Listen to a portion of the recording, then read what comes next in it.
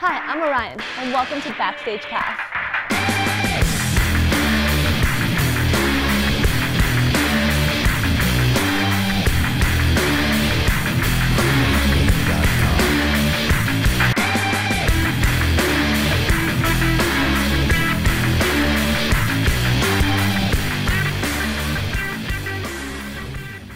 Hi, welcome to Backstage Pass. I am your host, Orion and today we have Sean Coleman joining us.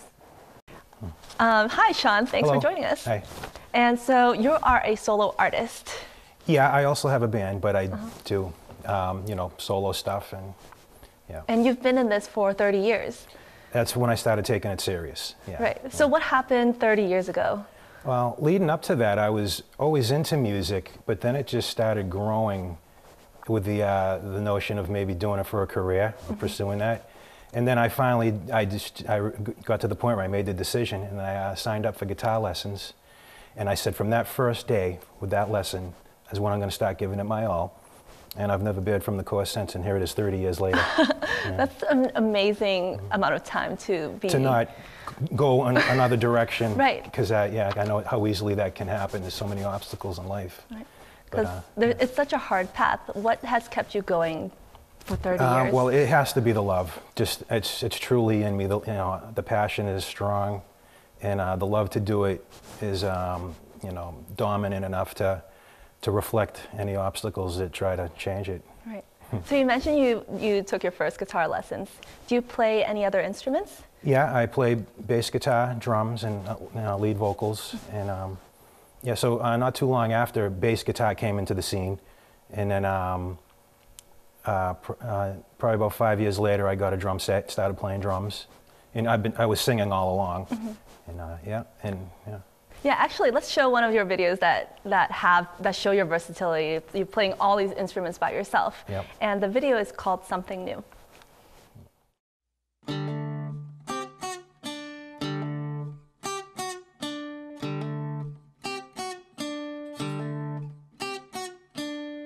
The line extends into the distance, but it's just the same persistence. You say you want something new, but can you even see what's right in front of you? Started out with something that you're used to, but then there comes a time to keep an open mind for something new. Something new. In a concrete jungle city, just like birds without a tree, need reminding of what we used to be. Why don't somebody plant the seed? Started out with something that you're used to, but then there comes a time to keep an open mind for something new. Something new.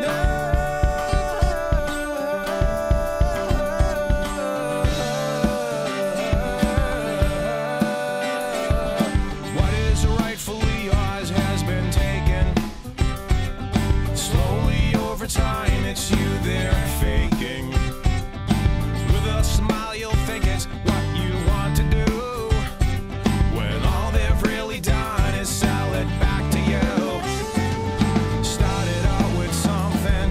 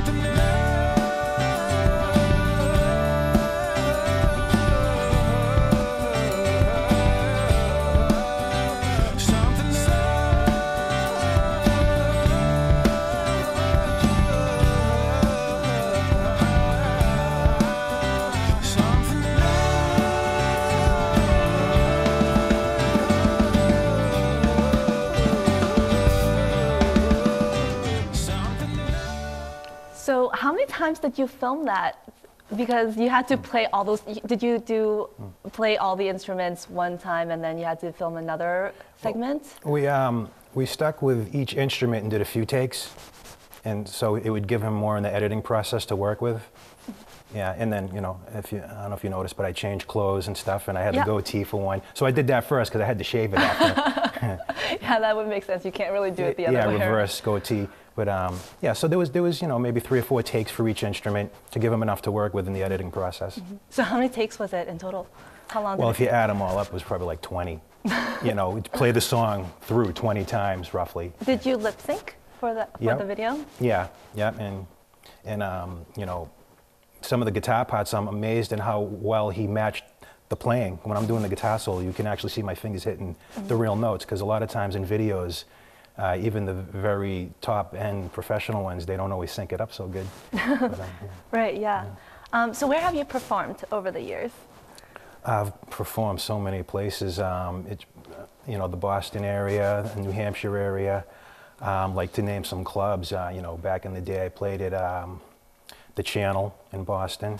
More recently, the Hard Rock Cafe, and you know, and there's at Faneuil Hall. Yeah, yeah. You know, as far as the originals too, I'm thinking on originals, because yeah, the cover tune bands have played so many places that I couldn't even begin to remember all of them. But the Bull Run in Shirley, that was, you know, had a good show there with the original band. You know, Wicked, Twisted, and Nash. Who do you like to cover when you do the cover tunes? I seem to gravitate towards the 90s, because there was a lot of good rock music that came out in the 90s, as well as the 70s, and you know, some of the 80s. So can you name some artists? Oh, sure. Stone Temple Pilots, Pearl Jam, Foo Fighters, Goo Goo Dolls. Oh, I love the Goo Goo Dolls. Yeah, and, you know, and I try to bring it up to date to some All-American Rejects. Yeah, so I mean, there's, you know, and then if you want to go back a little bit, Led Zeppelin. Yeah. That's awesome. Do you have any memorable moments from performing live? Oh, yeah. You know, it's funny though, sometimes it's the maybe not the best ones that seem to imprint in your brain, like, you know, like a barroom brawl or something. You know, there's been a few of those. I don't know if you want to hear about them. I do. Please Okay, tell me about you know, these. one funny one was a friend of mine, this guy that we didn't know, walked by and he patted him on the ass, and he got so mad he went after him, and they tried to break this up for about 5 minutes, and then my friend that I knew somehow got up on this divider and he tried to do a flying leap on the guy, but he missed and he hit the bar. Oh my God. And you know, it's a funny memory now. But, not so funny at the time. No, not for him either. But you know, and then there was one other time where it was real bad. There was, I think, at least 3 fights going on at once, and then the bouncers got in on it. Stuff got broken. We had to stop, and they closed early that night because it was towards the end of the night. But they had to close early because of that one. What are these places you're playing at? Which places? Yeah. One of them was Bill Ash's in Revere, and the other one I think was Stooges in Quincy. I'm actually from Quincy. That's interesting. Oh yeah, that's fun. So let's talk about something more serious. So what is your goal as a musician? Well, I definitely got into music to write my own music. So to write, record, and perform my music, and have as much success as possible with that. And you know, there's even some goals. I want to, you know, obviously be commercially successful, but one of my other goals is also to try to write music that is the next notch in musical evolution. So, what do you mean by the next notch in musical Well, you know, evolution? just in my studies, I've also been studying for the 30 years. So you get to certain points where, okay, well, what is next? And it became obvious that it's in the rhythm of music that it has so much further music can go. So that's, you know, that's where I've ventured in some of my stuff. So when you say write, do you mean writing rhythm or writing lyrics? Well, rhythm, lyrics like have a rhythm to it. So, you know, when we say rhythm, we're referring to where in time do we put something. So, you know, vocals, you put it in time somewhere, and as well as every instrument. So do you write the music first, or do you write the lyrics first? Well, you know, one of my sayings is when it comes to formulas, the formula is there's no formula. I don't like to recreate patterns because that way it helps me to write more of a variety.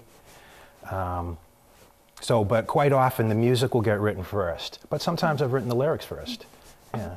I actually want to show one of the songs that I really like. It's called "Got Away" because it really, when I heard it, it really spoke to me. That's going to be on my upcoming album that I'm working on right now. Let's hear it. Okay.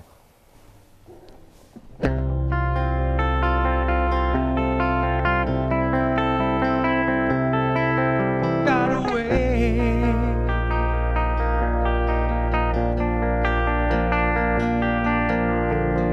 You are the one. Oh, baby, like the stars or the sun shining down on me. Don't say a word. Don't, baby. Because your face says it all to me. I can't get over the thought that you might wanna leave me alone. You know that I'm really lonely because you got away.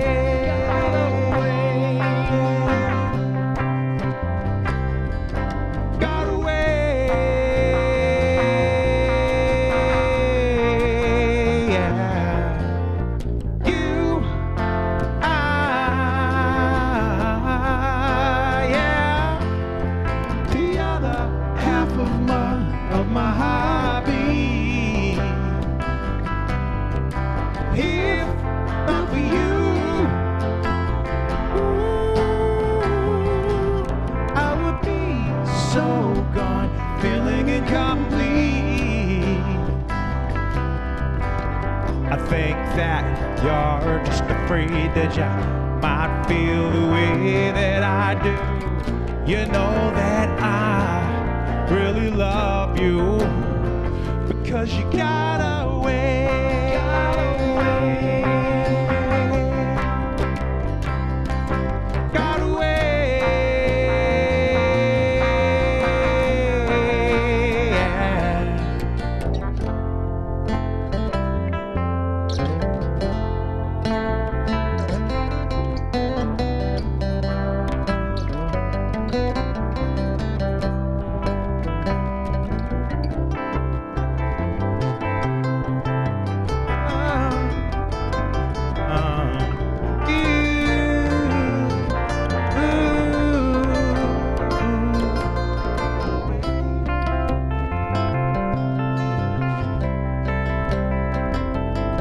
Got away.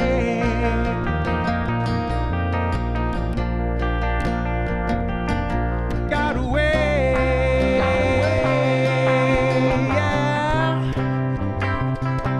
Got away. Yeah. Got away. Got away. Yeah. Got away. Yeah. Got away.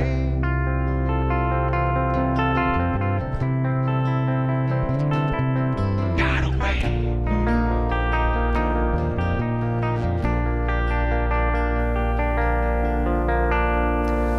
So, what is that song about? Well, for me personally, well, first I like to point out that when I write my lyrics, I try to design them in a way where the listener can give it their own meaning. And I also like to just be multi-meaning. And with this, "Got away" could mean, you know, you have that special way about you. You got away. There's a way about you. But then there's also the flip side. Well, gee, that was the one that got away. You know, you lost your love and they got away. So it's up to you to at least bring the meaning out of those two possibilities. Yeah, I think it really spoke to me because someone just did get away from me, I guess. but yeah, it's a great song. So that song is about love, I'm assuming, for you. Yeah. How has your passion for music affected your relationships? It's pretty much eliminated them. So I'm at the point now where the goal is to stay single. Yeah. That's the goal. The goal to stay single and pursue my dreams, because I've come so far, you know, and something like that can bear you off from your course. So, you know, maybe in the future, but right now, yeah, I have to stay focused on my dreams. Was Got Away one of the songs that kind of spawned out of relationships? Of past relationships? A little bit. I don't know if I can nail it down on one specific one, but there seemed to be a reoccurring thing with relationships, and I think that's probably where it came from. And what is this reoccurring thing? Where there would start being interference, a little bit of a tug of war going on with the relationship and the music scene. And then of course there's it's very hard with all the attention you get at the shows. It's very hard for, you know, if you're seeing somebody, for them to see that, because you know, yeah, there's a lot of, you know, female attention that you can get. Lucky you. Sometimes, you know, it's more, I think it's turned into more about how many people can I not be with? Because, you know, the offers are there, but they seem to be attached with trouble too, so, and that's another thing that can bear you off from the course, so, yeah, I'm trying to just play it safe. Yeah, it sounds good. You mentioned rhythm before, like writing rhythm, and you actually have an interesting theory behind this evolution. Can you tell me more about it? Yeah, well, I decided to have a concept that's going to run through like a string of my albums, and the basic idea is to have an album for each level or layer in reality. Like if you were to talk in physics, it would be the fundamental forces. So my last album was the first one that is going to be in the whole string of them, and that one's called Unified Field, and that's supposed to be the most fundamental level of reality. And then that gives rise to all the other levels. The next level after that's gravity. Okay. So, and that's the album I'm working on now, and it's going to be called actually Graviton, and that's where I'm at now. And one other thing I'd like to point out is, up to this point, I've been working on albums like in their entirety and then releasing them. After I finish this album and release it, and I start working on other stuff, I want to do singles. I'm just going to record a single, release it, record a single, release it. And where there's still hopefully another 3 or 4 albums, they might end up appearing on, one could be on this album, one could be on that album, and this next one could be on the other one. And I'll probably include the information on what album it'll be on, but the actual full album won't be released until there's enough songs, you know, so yeah. So you mentioned there's these forces. What are these forces? All right, well, in physics, the ones that are known are gravity, the strong force, the weak force, and electromagnetism. Right. Yeah. And your last album was the Unified Field. Yeah, that's more theoretical. You know, a lot of physicists believe it, but there's actually no way to test it to see if it's true. But just many people do believe it's true, like including like Einstein and so many other physicists. This is fascinating to me because nowadays the songs are about love and like breaking up or cheating, or like, because like to write an album or to dedicate 4 or 5 or however many albums you want to this, it's so different. Yeah, and you can still incorporate the love and relationships and stuff too. You know, like with Unified Field, there's a lot of that going on, that album, but you know, it's interpretable in ways that you can compare it to the universe and just, you know, the inner workings and, you know, what's going on. What inspired you to go to have this theme? Well, as any artist, I think we're always looking for things to incorporate on, and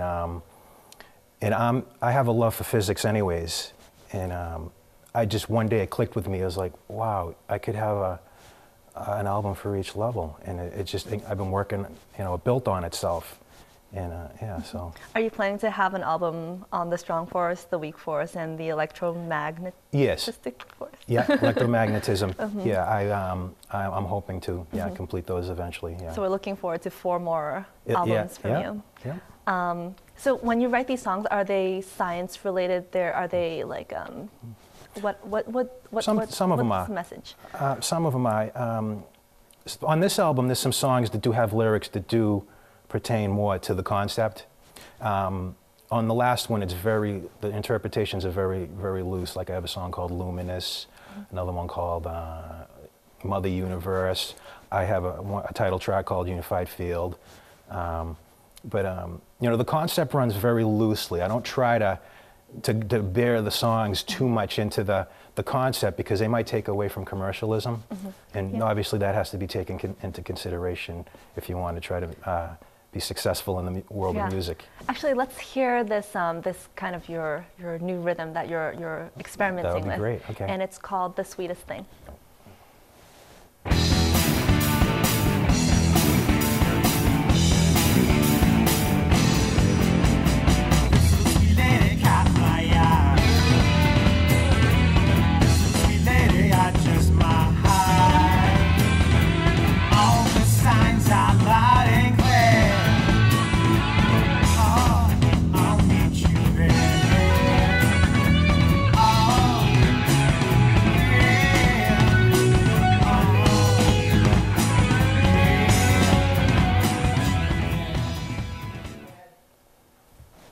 I actually loved it when I first heard this Cool. this song. Great, thanks. It was like, it took 2 seconds for me to fall in love with it. Nice. And I don't know what you did to the rhythm or how you did this. Well, that little extra, like that I was talking about, the evolution, that's in the verse part, during the verse. And, you know, it's kind of tough to get into the theory behind it, but there's actually 2 numbers. If you were to count it, there's 2 different numbers going on. There's a 5 to each measure, but there's also a 3. And that's actually called the polyrhythm.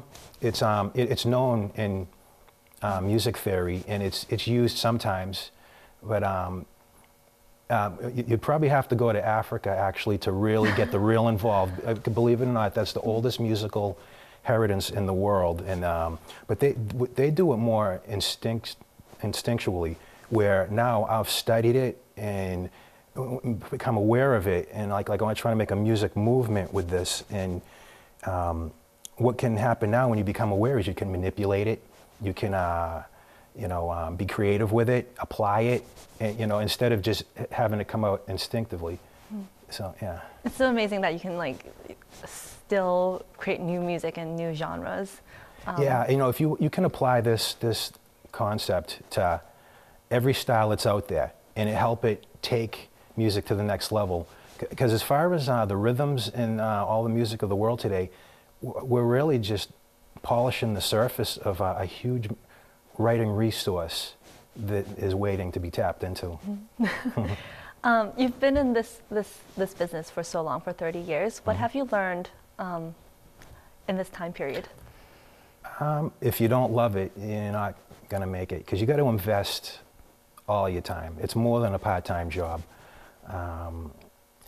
And, you know, I've learned how hard it is, and that's why you have to love it. You know, and you know, you really have to figure out what direction you want to go in. Are you just in it for the money? Are you in it for the girls, the parties, whatever? And you know, that's only going to last so long. You got to really have a passion for, you know, either just playing or writing and playing, and you know, it's different for everyone. You know. And what keeps you going? Well, you know, I can't not write music. So, and then once you write something, of course, you want to show people. So the best way to do it is to play at a show, and you know, and hopefully, you know, get radio airplay and all that. Yeah. Do you have any advice that's specific to young artists who want to pursue this career path? Sure. You know, well, I would say, first of all, establish exactly what you're going for. Are you going to be a cover band? Do you want to write originals and be successful? And you need to build a team for yourself, because, you know, and you also want to figure out, well, you're going to try to go the independent path. Do you want to get picked up by a major label? Major labels these days usually want you to be as much established as possible. They're less and less into artist development. It used to be something that was very common, but it's, you know, it's been on a decline. So try to make yourself as much as possible, and to do that, you know, you need a team of people. You know, someone to handle booking, someone to handle merchandise, and just business in general. And you know, you got to make sure everyone's on the same page and pursuing the same things. And you know, and the internet is the greatest resource. It's never been a better world for the independent artist to try to make a mark for themselves. So you need your website, you know, .coms are still very professional. Definitely Facebook, YouTube. There's a site called Reverb Nation.